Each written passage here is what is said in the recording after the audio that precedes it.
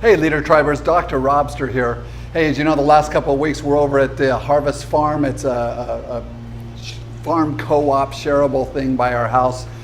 There's about 70 plots here. We have one of them, and so we're officially gardeners. Never have been before. We're having a blast. Last week I talked about what happens in your plot if you get a yellow stake, and then eventually it goes to a red stake. If you didn't see that video, go back and see it. It's all part of what we're talking about, of cutting out the things of our life that we really need to get rid of.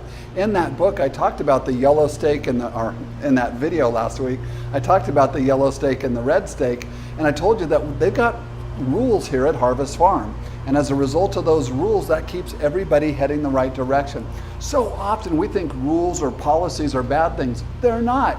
We have a policy, if you come to a stop sign, you should stop. What if everyone decided, hey, I hate rules, they're so constricting. Nobody stop at stop signs. How's that gonna work for you? Not very well. So here's our list of rules that we have at Harvest Farm. And guess what? None of them are hard. We just follow them.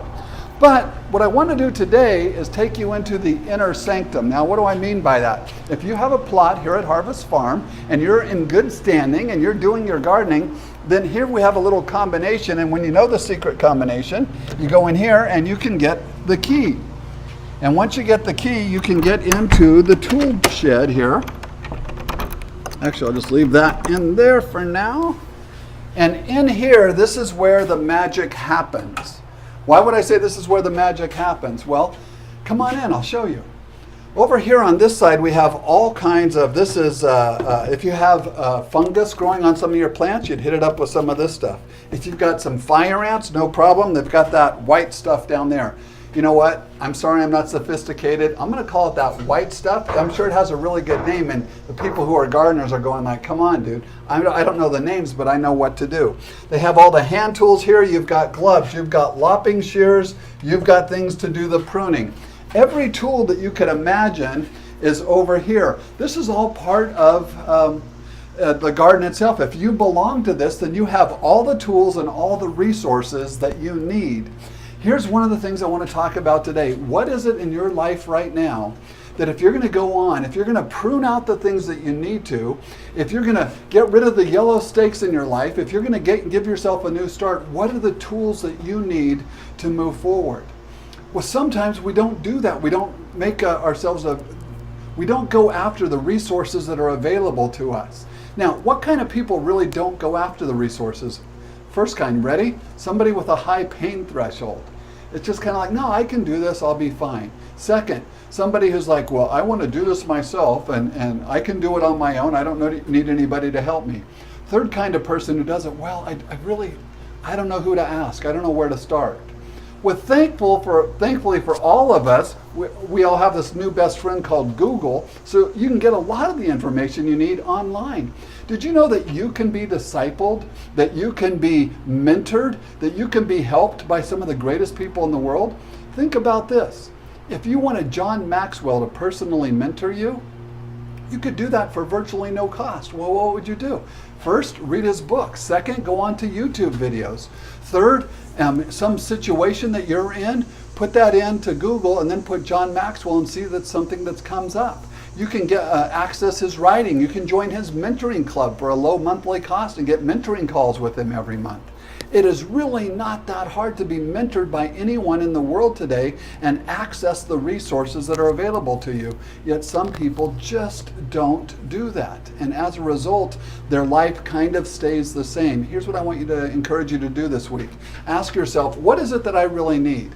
If there's something that I need for the garden here, I come into the tool shed. Everything I could possibly need is here. Oh, but there's one thing that's not here. You know what that is? How do I use some of this stuff? When do I use the white stuff versus the fungicide? Or is it fungicide? I don't even know. When is it that you need to hoe around the bottom of the plant, or when do you need to pull it? For that, you have to go get information from somebody else. And you're either going to get it or you're going to be a loser. Rob, you didn't just call me a loser, did you? Yeah, I did. If you're not going to go get the information that you need to succeed, you are responsible for your education. Your college isn't, your teachers aren't, your professors aren't, your boss isn't. Take responsibility for your own education and get the resources that you need. Well, one of the things that you're going to have to do that is trust. You're going to have people that trust you. How can you get other people that trust you? How can you help people to trust you? How can you become a trustworthy person? I'm going to finish this small little series with that next week. And next week when I do that, the download, I'm going to give you the PowerPoint presentation that I gave at a university forum, and they had speakers from all over talking on different leadership issues, and my subject was trust, and I had this PowerPoint presentation. I made it really fun. I had a little boxing match with Ernest Hemingway in it, and you're like, what are you talking about? Oh, don't worry. You know why? Because with each slide, everything's in the notes right there. I'm giving that as my gift to you next week when I talk about you have to take responsibility to get the resources you need, and to do that you need to become a trustworthy person. So become a trustworthy person. How do you do it?